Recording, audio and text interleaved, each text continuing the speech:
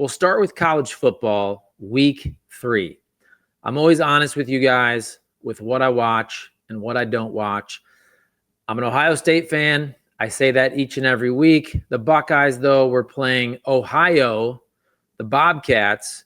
That's just not a game I'm interested in, just being honest with you. We'll get to that in a second.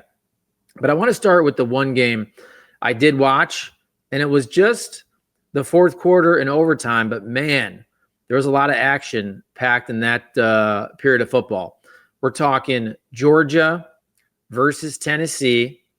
Georgia wins 44-41 at Tennessee in overtime. Tennessee with a chance to win it at the end, fourth quarter, kicker, field goal, no good. You thought Georgia was done. Unbelievable atmosphere in this game. Georgia had what? I'll bring it up, the play-by-play. Georgia had something like a 4th and ball game, 4th and 6 at the end there. Here, I'll find it for you. Georgia's touchdown. Basically, this is a drive starting with 6:40 to go in the fourth quarter. Okay, so you got 4th and 6, 2 minutes and 32 seconds left in the ball game. 4th and 6 at the Tennessee 28-yard line. So basically, all that Tennessee has to do is get a stop here. Tennessee gets a stop. They essentially win the ball game. At this point, it is 38-30 Tennessee. 28-yard touchdown pass. Gunnar Stockton to London Humphreys. You probably saw there, back right corner of the end zone. Beautiful throw, beautiful catch. 2-point conversion, good to Zachariah Branch. 38 all, boom, and we're going to overtime. But before overtime, so about 2.5 minutes left in the game, Tennessee with the ball. This was not an easy kick by any means. Max Gilbert, 43-yard field goal, missed. Remember, this is coming right after a false start. Pushes him back 5 yards. So it would have been 38-yard field goal. Max Gilbert, 43-yard field goal, missed. The second you saw that ball, you're just thinking, okay, Georgia didn't feel like they deserved to win this game. It's going to go to overtime. Georgia's going to win the game. And that's exactly what happened there. Tennessee kicks a field goal in overtime. Georgia gets the ball. Boom. Nice run. Nate Frazier, 21 yards. And then you have the 1-yard touchdown run, Josh McCray. Bing, bang, boom. Georgia beats Tennessee. The stadium looked awesome. 44-41. You thought maybe this is Tennessee's year versus Georgia. To me, Georgia, Kirby Smart, one of those teams, they're just hard to kill. Hard to kill. The game that comes to mind for me, Ohio State fan, go back about, 3 years now? 2022. It was the national championship game semifinals, so college football playoff semifinals. Remember that game?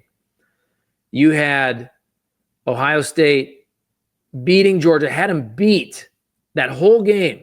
Remember Marvin Harrison Jr. gets knocked out with a concussion late in the game. Ohio State has a field goal try. I think it was something right around 50 yards, whatever it is. That ball wasn't even close, and Georgia holds on. Georgia beats Ohio State.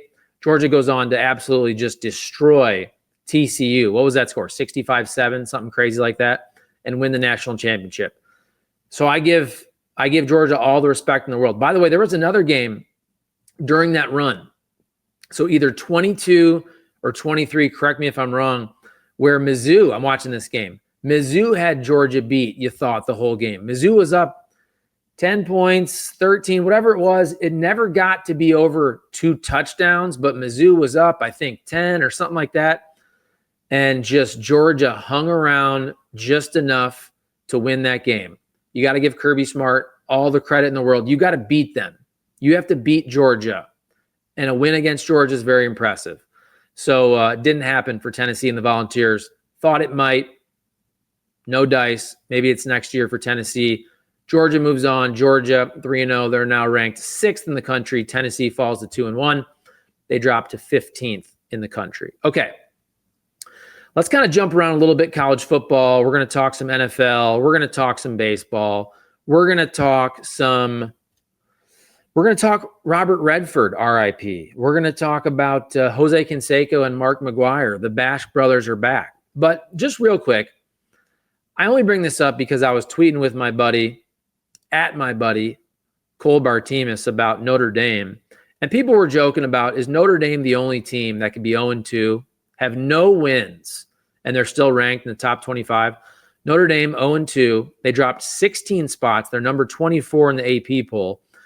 Notre Dame dropped 13 spots. They are 21 in the coaches poll.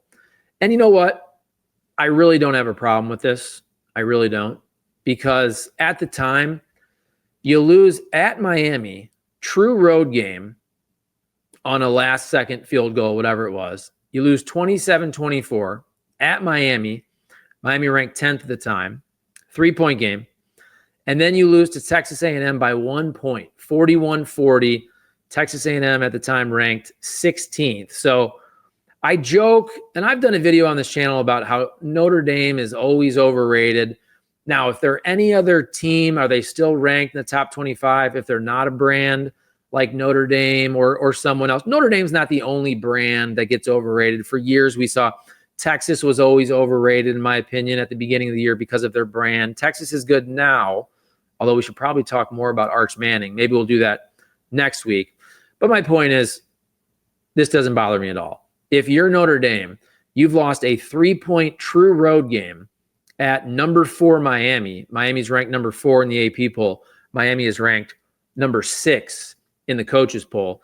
And you lost a 1-point game versus 3-0 Texas A&M. Texas A&M ranked 10th in the AP poll. Texas A&M ranked 10th in the coaches poll. So it's fair. Notre Dame, also, they're coming off a runner-up finish in the college football playoff. Notre Dame is legit. Very, very tough opening couple week schedule for the Fighting Irish. I appreciate you guys watching here. We do have a viewer live. This is a new channel. We're trying to grow the channel, but all my fantastic friends on the Kenny Wallace Media podcast will hopefully be enjoying this as well. One more thing about college football. Just because I said I checked in on the Buckeyes, and I just have no interest in watching them play Ohio. Although Ohio was right there in terms of covering the spread. I saw it was like 29.5. I don't know if it ended at 27.5. Whatever number you got, it was very close. Ohio State won by 28 points. So Buckeyes 3-0. They're ranked number 1 in the country, obviously. But I do want to give some credit to the Ohio University Bobcats. Got a lot of friends that went to Ohio U. Great broadcasting school. Mike Schmidt went to Ohio U. And I only bring this up because I saw that spread, and I was like, dang, Ohio State is only favored by about 29.5, whatever the number ended up being, against Ohio U. But then I went and looked at Ohio U's schedule. Give them credit, man. Look at the Ohio U, the Bobcats, out of the MAC, the Mid-American Conference. Their first 3 games of the season, they're 2-1. They lost by only 3 points at Rutgers, a Big Ten opponent. They beat West Virginia. West Virginia 17-10. They beat West Virginia. Ohio U beat West Virginia 17-10. Obviously taking down a Big 12 opponent. And then you get smoked by Ohio State, but still you keep it right around the spread, 37-9. So look, I have a lot of respect for a school like Ohio U. And I grew up right there in the heart of the MAC. I grew up in Toledo, going to Toledo Rockets basketball, football games at the Glass Bowl. My dad and my brother both went to Bowling Green State University. Shout out Eddie George, now the head football coach at Bowling Green, BG, which is awesome. So what I'm saying is I grew up watching MAC games. Toledo, BG, going up to Cobo Hall, Detroit for the basketball tournament, watching all kinds of football games. I got a lot of love for the MAC, MACtion, Thursday night, random weird games, Wednesday, Tuesday, gambling over the years. Ben Roethlisberger for Miami of Ohio. The list goes on and on and on. Shout out Ohio U, though, for their early season schedule, going 2-1, beating West Virginia, losing by only 3 at Rutgers, and basically keeping it right there and covering against the number 1 team in the land, Ohio State, in Columbus. That's pretty impressive.